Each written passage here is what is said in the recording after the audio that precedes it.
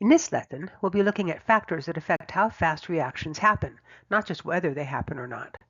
So for example, in the image on the left, the reaction is nice and controlled, maybe a little too controlled. The image on the right, on the other hand, is what happens when the reaction rate is uncontrolled. In fact, explosions like this are examples of extremely fast reactions. By the end of this lesson, you should be able to explain what factors control reaction speed and how chemists can manipulate them. So first, just some historical examples. So exploding dust, like I said, very fast reactions indicate, or explosions indicate you have a really fast reaction. So by exploding dust, I don't mean like what I get at the end in my house at the end of a semester. I mean actual dust explosions. So for example, in 1977, Louisiana, we had a grain elevator explosion. If you look up near the top, you can see right along there that the elevators are missing quite a few of their tops. In this case, they had 36 deaths. In 2003, in Kinston, North Carolina, they had a plastic dust explosion. And there were 6 deaths and quite a few people were injured as a result of this. So there were a number of factors that went into this. First off, they make all of the plastic paraphernalia that you need for medical offices and hospitals. And so what they think happened is that a lot of the plastic dust that had formed from this manufacturing had ended up in the the suspended ceiling. And then they had some sort of ignition source or something set off the plastic, which then there was enough of it up there that it started a dust explosion. An additional factor with this was that when you have a dust explosion, the dust is burning and melting very rapidly. So one person who was very badly injured during this ended up with molten plastic on his body during the explosion and ended up spending quite a bit of time in the hospital. After this, they decided to add plastic dust to the OSHA list of things to watch out for. Prior to this, they had just had things like grain elevator dust and flour mills and things like that. Also in 2003, they had a flour mill explosion with 2 deaths. It was too soon after that Kinston explosion for any of the changes to have taken place, but at least, it was one of the types that they had already put safety measures in place for. And just to call your attention to it, this is a hole that has been blown through a cinder block wall. So just some more example. We have another grain examples. We have another grain elevator explosion in 1974 in Iowa. We had a 2008 sugar mill explosion in Georgia. We had 14 deaths with that one. If you see all of this in through here, that is all rubble where it used to be part of the sugar mill. In West Virginia in 2010, they had a titanium powder explosion. Now, a lot of people probably don't think of metal as being a flammable material, but if you have enough surface area, you can accelerate the rate of oxidation for that metal. And so in the case of burning, it's just a really, really fast oxidation reaction. I have a little media clip where they are going to put some aluminum powder into a rubber tube and blow it into a flame. Oh, that doesn't want to go. So as I said, an explosion means that you have a really, really fast reaction rate. So just looking at the flour mill explosion, for example, flour is just a complex carbohydrate, so if it is burning, you're producing CO2 and water vapor. That's actually what causes the explosion, is because you start from one gas and you end up producing 2 types of gas. So they take up a lot more volume, and so the pressure builds up really fast. So if we were to try to ignite a pile of flour just with a handheld lighter, it would be slow and it would just kind of scorch a little bit. So the question would be, what would happen if you were to get it up into the air? So it's got a lot more exposed surface area. So in this media clip, they have lycopodium dust, which is just powdered moss spores, and you can see he's trying to ignite some. It's not having anything to do it. It's not doing anything. Now he's going to take some in a straw and just kind of dribble it over the flame, and you can see, yeah, now it ignites because we have all that extra surface area.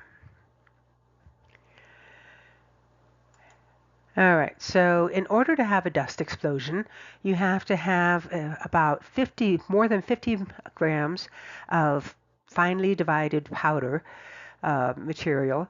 50 grams of flour, for example, would be a little bit less than a half a cup. And it has to be dispersed in a cubic meter. So just imagine having 3 meter sticks, and there are defining the 3 dimensions of a cube. Typically what happens is you have a bad electrical connection somewhere, and that will ignite some of the dust particles. And then that energy source then ignites the dust particles next to it, which then you ignite the ones next to that, and so on. Of course, a lot faster than this. Whoops. So the rate of a reaction can be increased by increasing the concentration, increasing the temperature, decreasing the particle size, or increasing the surface area of the reactants, or adding a catalyst, which has the effect of lowering the activation energy. The theory that they use to explain why these factors affect the rate of a reaction is called collision theory. So there are 3 premises to collision theory. The first premise is that the reactants have to collide in order to react and form products. Kind of makes sense. So here we have 2 diatomic molecules that collide, and then they form 2 heteroatomic molecules. Second premise, the reactants have to have the correct orientation in order to form the products upon collision. Now this kind of makes sense because when you have a collision, you have to break the bonds between the reactants, and then you have to make new bonds to form the products. So if you don't have the right orientation, you're not going to be able to form those product bonds. So here we go. It's going to collide, but they weren't lined up properly, so they just bounce off of each other. And then the third premise, they have to have sufficient energy so that they can, when they collide, it has enough energy to break all those bonds. So in that case, they were lined up properly, and they collided with each other, but they didn't have enough energy, so it just transferred some momentum. So here we have greater than the activation energy, which is what EA stands for. And they go off and they form products. And so we had a successful collision. So here we have a reaction energy diagram. You should ask yourself if this is an endothermic or exothermic reaction. It's exothermic. Anyway, so here we're going to let the reactants have enough energy, they're aligned properly. When they're in that in-between state, it's called an activated complex. If they vibrate one way, they're going to fall apart and go back to being the reactants. If they vibrate a different way, they're going to be able to cross over to be the products. So we're going to look at the effect that a catalyst has on the reaction speed. So the first part is just going to be the rate at which it'll make the products.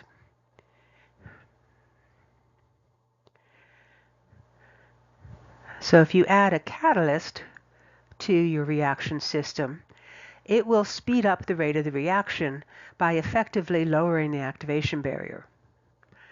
It doesn't actually lower the activation barrier. What it does is it provides an alternative pathway to get to the product side.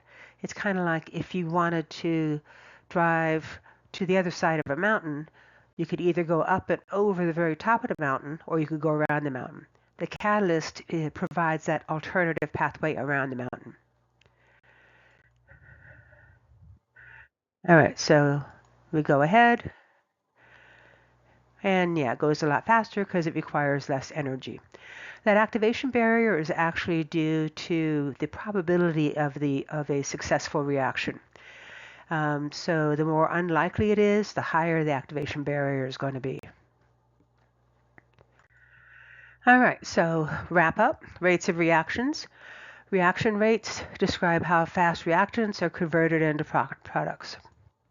Faster reactions occur when collisions happen more often and more effectively. So you can use a number of factors to increase the rate of the reaction. By increasing the temperature, that gives you that minimum amount of energy that you need in order to be greater than that activation energy. Increasing the concentration kind of makes sense. That means they're more likely to collide. Increasing the surface area, which also has the effect of increasing the concentration. And by adding a catalyst, which has the effect of lowering the activation barrier. And then we saw that collision theory is used to explain why these factors um, affect the reaction rate. So part of the reason why your activation barrier might be a little high is if it's hard to get that orientation just right.